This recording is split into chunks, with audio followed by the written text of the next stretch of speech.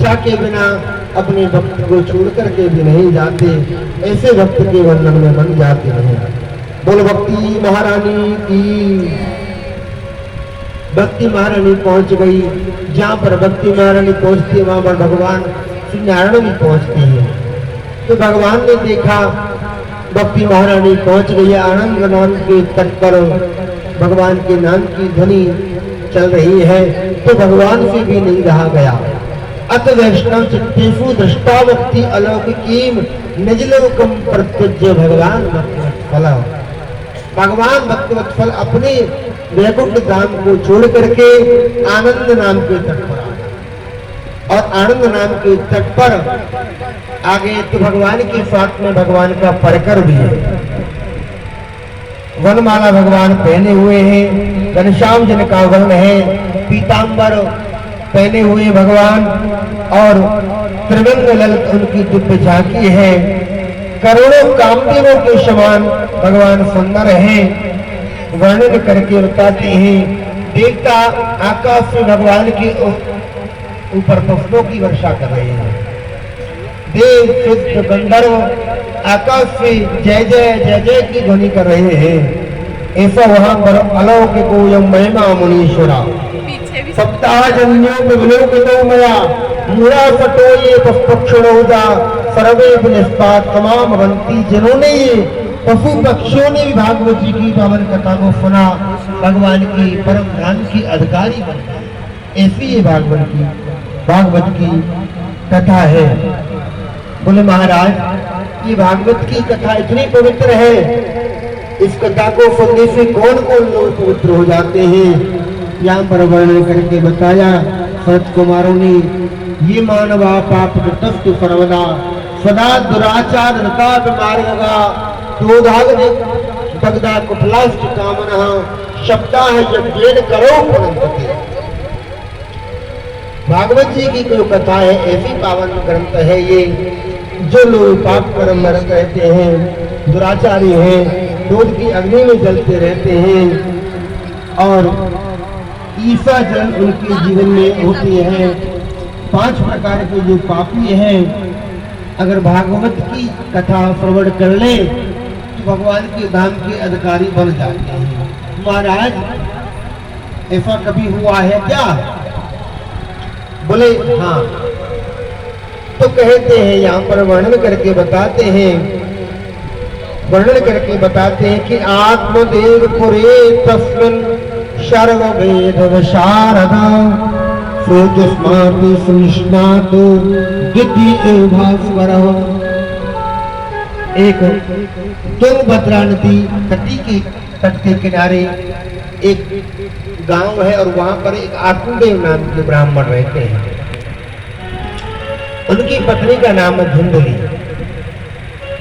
आत्मदेव जो है बड़े संतोषी ब्राह्मण हैं, पूजा पाठ करते हैं और अपनी जीविका चलाते हैं। लेकिन उनके जीवन में एक अभाव है, उनके घर में कोई संतान नहीं है। कोई फल लेकर के आते हैं घर में तो फल फट जाता है, कोई पौधा लेकर के आते तो घर में लाते ही सूख जाता है, गाय लेकर के आते तो गाय बांझ हो जाती है। सभी सुख है लेकिन संतान का सुख उन्हें प्राप्त नहीं हुआ। एक दिन उनके मन में बड़ी ग्लानि हुई और अपने घर को छोड़ करके अपने शरीर को त्यागने के लिए घर से चल दी। वन में पहुंचे हैं, वन में एक सरोवर देखा और सरोवर में जाकर के उन्होंने जलपान किया। एक वृक्ष के नीचे जाकर के बैठ गए। वहां पर एक महात्मा जी आए और महात्मा जी को देखकर उन्होंने प्रणाम किया।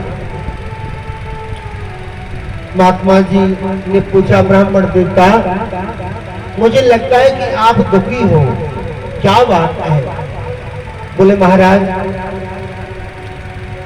मैं यहाँ वन में प्राण त्यागने के लिए आया हूँ। बोले क्यों? बोले मेरे यहाँ कोई संतान नहीं है, घर में कोई वृक्ष लाता हूँ सूख जाता है, गाय आती है तो बांझ हो जाती है, फल लेकर के आता हूँ फल सड़ जाता है, तो ऐसे जीवन को लेकर के मैं करूंगा क्या? आज मैं आपके सामने ही आत्महत्या करूंगा। आज महात्मा ने उनके मस्तक की रेखाओं को देखा। अरे ब्राह्मण देवता, एक जन्म नहीं, आपके प्रारब्ध में तो 7 जन्म तक कोई संतान का योग नहीं बनता। बोले महाराज, तो पर मैं अभी आपके सामने ही सरोवर में कूद करके अपने प्राण त्यागने के लिए जा रहा हूं। संतों का जो हृदय होता है, संत हृदय नवनीत समान है, मक्खन से भी कोमल होता है। संतों महापुरुषों का जो हृदय होता है, संत को दया आई और उन्होंने अपनी झोली से एक फल लिया और आत्मे ब्राह्मण के लिए दे दिया। ब्राह्मण देवता, आप इस फल को लेकर के जाओ और अपनी पत्नी को खिला देना और 1 वर्ष तक नियम करेगी, पवित्रता का ध्यान रखे, पत्तल पर भोजन करे, जमीन में सोए। अनेक उपाय बताए हैं जिससे जो बालक होगा पवित्र बुद्धि वाला होगा, भगवान का परम भक्त होगा। 1 वर्ष तक जो नियम है महात्मा जी ने बताए। आत्मे ब्राह्मण फल को लेकर के अपने घर पर आए और उन्होंने अपनी पत्नी धुंधली को वही फल दे दिया। देवी, ये कोई साधारण फल नहीं है और ये फल अगर तुम खाओगी 1 वर्ष तक नियमों का पालन करोगी तो हमारे यहाँ एक सुंदर पुत्र पैदा होता है। धुंधली ने उस फल को ले लिया।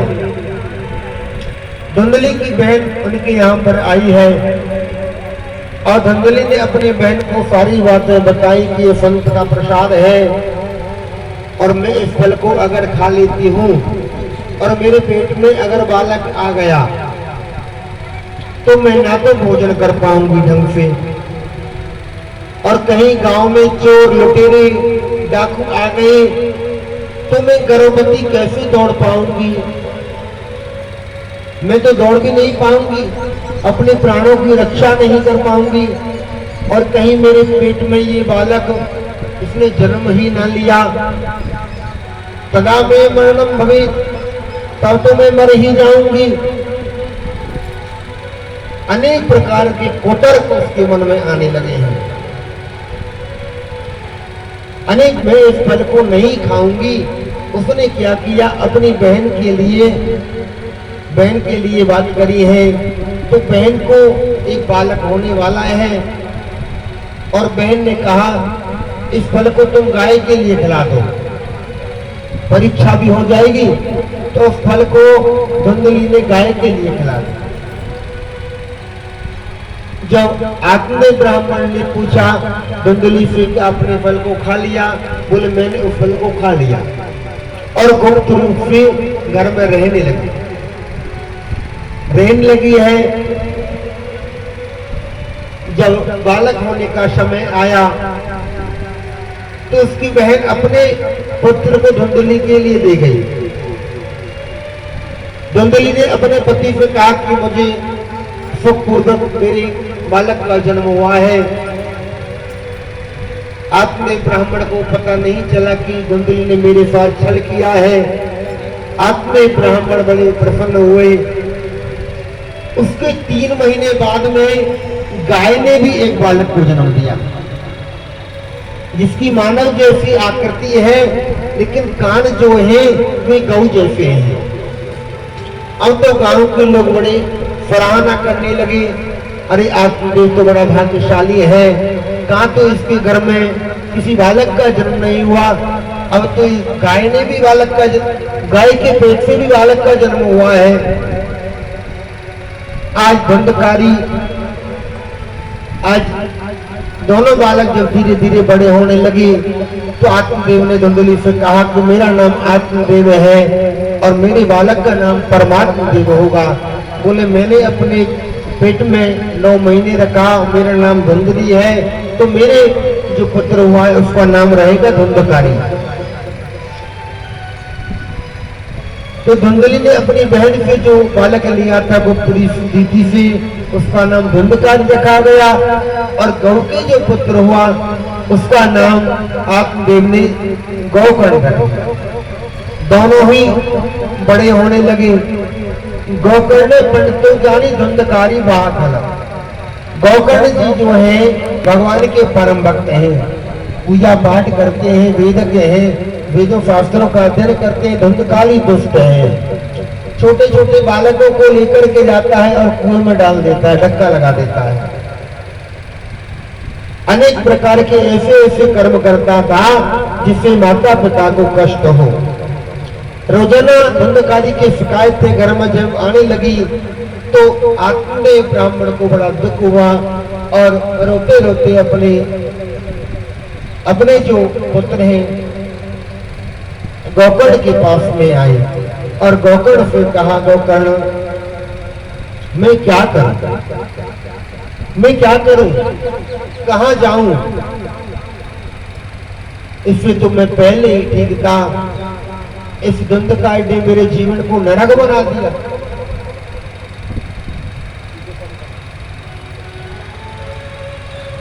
धुंधकार ने मेरे जीवन को नरक बना दिया है, मैं क्या करूं।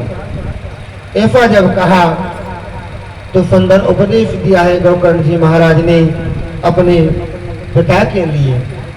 पिताजी, राजा चित्रकेतु को संतान से कितना सुख मिला, राजा अंग को बहन से कितना सुख मिला। अब आप जो है वन चले जाओ और वन में जाकर के भगवान की भक्ति करो, भगवान की भक्ति करो और भागवत जी के 10वें स्कंद का आप पाठ करें और मन में यही भाव रखें कि दुनिया में कोई किसी का नहीं है। चल रे हंसा अमर लोक को, यहाँ न कोई तेरा है और जग वालों का हुआ अंधेरा, अपना तो हुआ सवेरा है।